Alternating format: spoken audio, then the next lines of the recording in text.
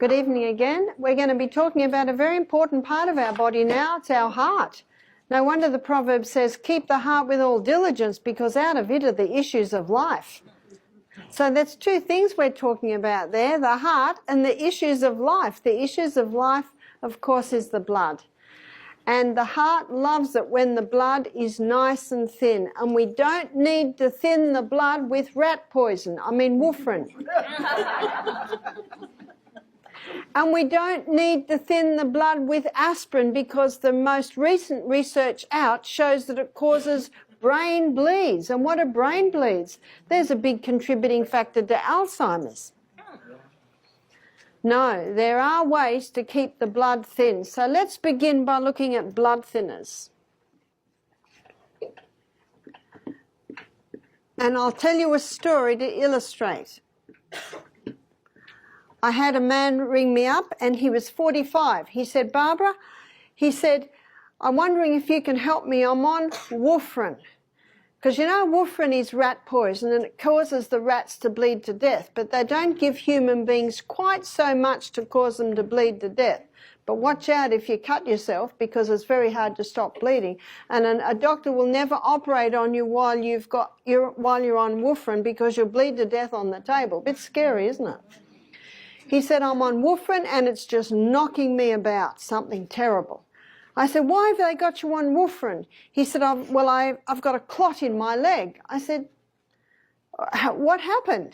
See, you've always got to put the detective hat on. He said, well, I was playing tennis and I moved a certain way and my muscle tore. And he said it was painful for days. I eventually went to the doctor. He did a scan and there was a clot there. And the doctor said, we've just discovered you've got a clotting disease. And he said, well, if I've got a clotting disease, won't clots be everywhere? Well, they did a full scan on and there was only a clot there. You know who I think the clot is. But, you know, there are good plumbers, bad plumbers, good painters, not so good painters. And it's same in every profession. There are some very good doctors, absolutely. So you just got to source out the good ones, like you do with anything you do in your house, and especially in this house. I said to him, tell me what happened around this, because you don't just twist your leg and your muscle tears and you get a clot.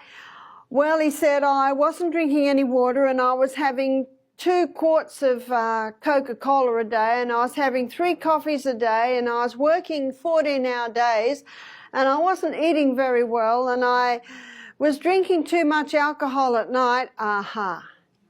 Can you see cell integrity was drastically diminished, so when he twisted a certain way, the cells just couldn't hold it together, and his blood was already so clumped from all of those things, it just clumped in one section there, and now the doctor had him on warfarin.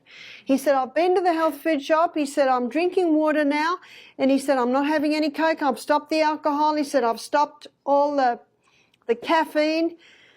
I said, great. He said, how can I keep the blood thin? So this is what I told him. He had to have 2 to 2.5 quarts of water a day. I said, if you're working on the job site and you're perspiring a lot, you might need to have to get up to 3. And I said, and the Celtic salt. Now, Celtic salt contains 82 minerals.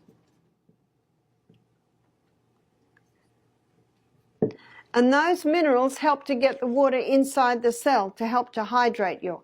I'll give you the whole story on that in a minute, but first of all I want to finish the story of Tom. We'll call him Tom. And then I said cayenne pepper. Cayenne pepper is a remarkable herb. It opens up the blood vessels, it thins the blood, it can even repair damaged arterial walls. So he was having cayenne pepper. Well, this is what I advised. I said, start with 1/4 teaspoon in a little bit of water 3 times a day. I said, as you get used to it, you can get up to 1/2 teaspoon. Garlic. Have it in your food. Have it on everything. Ginger.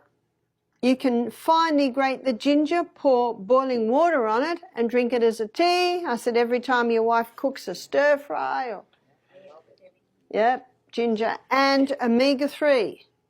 Omega-3 is a blood thinner. And the best sources are your ground flax, your chia, and your walnuts. So he began to implement that. He rang me up a week later. He said, do you think I could stop the warfarin? He said, it's knocking me around something terrible. The side effects are terrible. I can't work properly and I've got to work. He said, I can't sleep properly. I said, well, I can't tell you what to do. Only you or your doctor have authority over your medication, but I can tell you what I do, and I don't usually have to tell people that. He said, do you think I'm safe? I said, if you're doing all that, that will keep the blood thin. You are safe. A week later, so now we're looking about 3 weeks since the clot was discovered, he went back to the doctor.